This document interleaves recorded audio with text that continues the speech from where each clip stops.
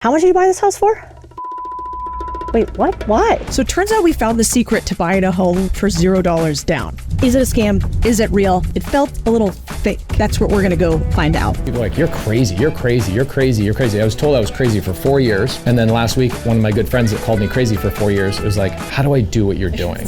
How can you buy a house with somebody else without the bank getting involved, without getting into trouble? What about deed, titles? Who actually holds the mortgage? What happens if you pay for the mortgage and the guy wants to take the house back?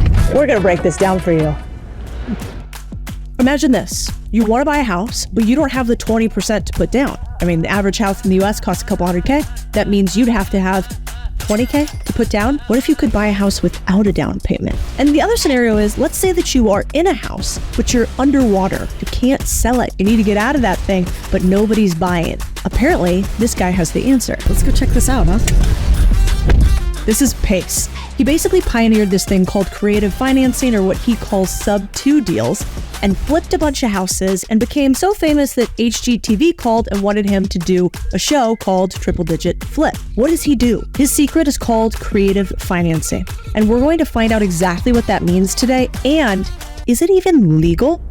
Do you want to learn about sub-2 in the fastest way humanly possible? How fast do you think we could do this, Pace? A minute, probably. Okay, 60 seconds to figure out how to buy a house with $0 down. Let's see if you could do it. Okay, cool. So I've got a house. Seller lives in this house. Seller has two things. They have a mortgage, separate document, and they also have a deed. A deed is a receipt of ownership, two completely separate documents. I, Pace, or maybe you watching this in the video, where I would go to find a deal like this is I would call sellers that are on expired listings, people who have already tried to sell their house, but real estate agents failed to do so. We call this seller and we say, hey, looks like you tried to sell your house unsuccessfully. I'd love to just give you an offer of taking over the mortgage payments. Are you open to that? And I'd say 80% of the time, the answer is yes. Oh my gosh, I would love to do that.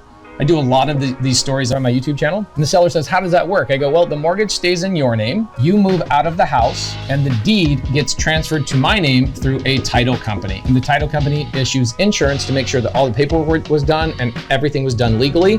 I now have official ownership. Owner of that property is now gone. They are no longer the owner. I am, and I can go find a tenant to go move in this house and make those payments on my behalf. That's subject to. The best part about this though, is I literally have never had my credit checked on any house I've ever bought, even my personal house, $3 million home, commercial buildings we buy, all creative finance. No credit has ever been pulled. You don't have to have credentials, right? When you go and you get a mortgage at a company, what do they ask? Or a bank, they go, what's your W-2? What's your tax returns? What? Blah, blah, blah, blah, blah, blah, blah, blah. Never have given any of that away. And then I also very frequently don't use any cash or any of my own cash, depending on it. I'd probably say 20% of the deals I do, no cash, and 80% of the deals I do require cash, but I use somebody else's. This is where real estate deals get done. So this entire team from here, about 8 tables deep, is both acquisition and disposition. Primarily what they're doing is they're doing outreach to real estate agents and saying, hey, what do you have? Getting those under contract. And then the disposition team, which is over here, is finding buyers for those. So we're either wholesaling them, we're fixing and flipping them,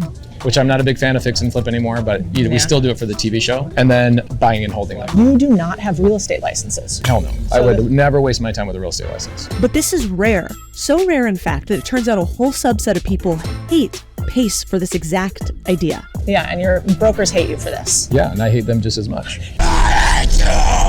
We buy so many deals, like we'll buy 300 to 500 single family homes this year and put those into the portfolio. Every single one of those is done with zero down, either seller finance or subject to taking over the existing mortgage. And in seller finance, it's different than subject to. Like subject to is, for you, subject to would be like an SBA loan. So I'm buying that business subject to the SBA loan. Yeah. They're just like in pain. But then on the seller finance side, sometimes I don't see the seller's not in pain. They just want gain. Why are people clapping? Because the deal just got done. Oh, nice. Good job. Good job. Yes.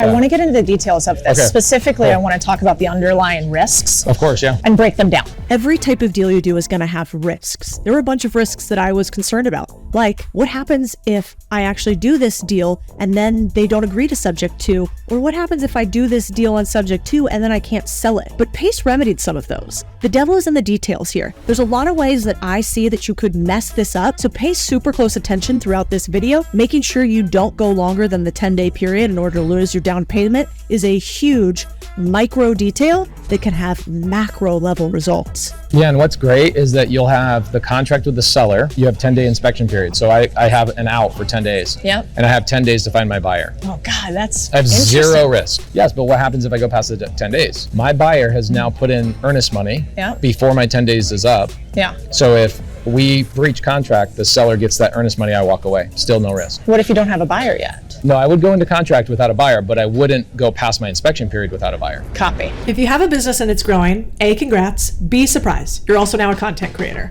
First thing you gotta do, get yourself a Constant Contact subscription. Constant Contact is a digital marketing solution with all the tools small businesses need to grow and thrive. They've got this social media hub where you can automate posting and respond to comments, which brings me to Constant Contact's magnum opus, their email marketing solution. I started my newsletter 2 years ago, and I did it the old-fashioned way. If I'd gotten my little mitts on Constant Contact at the start, I could have automated performance tracking and had it adjust my content automatically based on what performs best. Constant Contact's new AI content generator automates the writing process and creates engaging messages in like seconds. Imagine how much faster I could have grown if I have had Constant Contact. Anyways, let's not imagine it. You know what a better thing to do? It would be to start your free risk-free trial today and use the promo code Codie for 30% off your first 3 months as a paying subscriber. Just click the link below in the description to get started. You're welcome. Hi, Codie. It's later. What's going on, man? Nice to meet you. So I was just telling Codie that you are one of our franchisees, but you started out you were my friend on the TV show. Never did any real estate in my life before this. Okay, I want to rapid fire some questions at you. Go ahead. Ready? Let's do it. All right. How many phone calls did it take for you to get your first deal? Or how many doors knocked did it take for you to get your first deal? Not as many as you think. If I'm going to put it in a number, I would say 50 to 100 calls landed me my first deal. So we go from 50 to 100 calls to your first deal. Yep. And now he's doing 3 to 5 deals a day. He's seeing 3 to 5 opportunities a day, and one of them turns into an actual contract. And that's mostly getting done not by picking up the phone anymore, by sending a text message to a list of people you get from where? Facebook, a list of people you get through Astro and Sub 2 students. Half of our deals are with Astro and Sub 2 students. So on acquisition side, the acquisition is you're looking for an opportunity in this role, in their franchise model. They're looking for contracts that are already contracted. Yep. Okay, so his brother, who has more of a rambunctious personality than Slater, is typically going to have the guys somebody in acquisition. For me, this is the guy that got his degree in finance. His favorite movie's Wolf of Wall Street, and wanted to be in sales. I could tell, bro. I could tell. And so coming over here, it was a breeze having honest and open conversations with agents and Astro students. One thing that he's really done well, and something that I didn't do so well when I was on the ag side, is his repeat agents. Why are you good with repeat agents? Besides the fact that slight red flag, your favorite movie is Wolf on Wall Street. We're gonna asterisk that major concern. Why'd you have to say that? I think with in the business world, if you work with a business broker that finds a deal for you, and then you close on that deal, that business broker's like, that's a performer. Okay, I just got a $80,000 paycheck for selling that dude a business. I'm gonna go find that business again. So now what happens is this team shows them through performance. Now the agent goes back to their Rolodex and goes, where else can I find a deal to sell them? And if you're listening and wondering what kind of agent is this, it's not a secret agent. We're talking about real estate agents. Basically, what you're seeing happen here is these two guys have made it so easy for a real estate agent to move one of their problems into solutions that the guy's going to keep calling him again and again for him to move more problems into solutions. The house that he had previously, nobody would buy, but the seller of the house wants somebody to buy it. These guys now have a solution where those kind of hard to sell houses can become sold houses again and again and again. How much did you buy this house for? I actually don't know. Wait, what? Why? Because I didn't buy the house, I bought the mortgage rate. What do you mean by that exactly? I found a seller that didn't want the house anymore, and I said, let me just take over your payments. Seller says, no problem. I've got a 2.9% rate. Here you go. So how much do you pay for this house on a monthly basis, and how much can you rent it for? I'm paying, the mortgage is $1,400, and I can rent it out for $2,100. How long did it take you to do that? 1 day. 1 day? Like, what? How does that happen? Somebody notices that the previous homeowner tried to sell the house with an agent. Yeah. Agent got fired, that becomes an expired listing. You call the seller the same day it becomes expired. You tell the seller, we'll take over your payments. Seller says yes, you get a contract on it, and you close escrow the next day. So literally in 24 hours, this deal was, we found the deal, communicated with the seller, went to the title company, all within 24 hours closed escrow. And then in 2 weeks, you take over the house. Well, in 2 weeks, the tenant who's in here right now will move out of the house, and then I take full control of the house. Makes sense. And And kicker, the broker, or here the agent, gets a fee. So they get to take a commission based off these two gents buying the house. And this is beautiful because theoretically, you don't even have to be real estate licensed in order to do this, according to Pace and his team. Jake buys the deal, the agent is getting paid their 3%. Standard real estate, Right. except you guys are not licensed and is you're doing correct. the wholesale. That's the You difference. don't have to be licensed to do real estate. In fact, it's preferred. I'm not licensed. You can just be the wholesaler in the middle of a seller who needs to sell and a buyer who wants to buy on subject to loans. When you're learning how to invest in anything, I like to do 3 steps. First, I want somebody to explain it to me theoretically. We had Pace do that. Then I want them to show it to me visually to make sure that I'm fully tracking. And then finally, I want to get my hands dirty on the deal. I want to go to the site. I want to talk to the owners. I want to touch the house. So we're going to go with Pace and we're going to check out a live deal with real numbers to show you, can he really do this? And thus can you. And I.